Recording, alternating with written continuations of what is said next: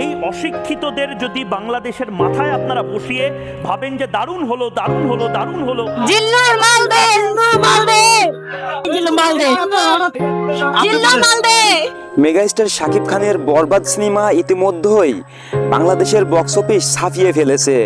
16 কোটি বাজেটের এই মুভি এখন পর্যন্ত ইনকাম করেছে প্রায় 50 কোটি টাকা, যা বাংলা সিনেমার ইতিহাসে এক নতুন রেকর্ড। আর এবার সেই ব্লকবাস্টার সিনেমা আসছে কলকাতায় পয়লা বৈশাখের স্পেশাল উপহার হয়ে।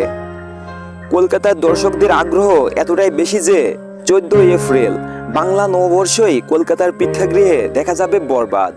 সিনেমা কর্তৃপক্ষ পাইরাসির ভয়ে রিলিজ কিছুটা দেরিতে হলেও দিয়েছে।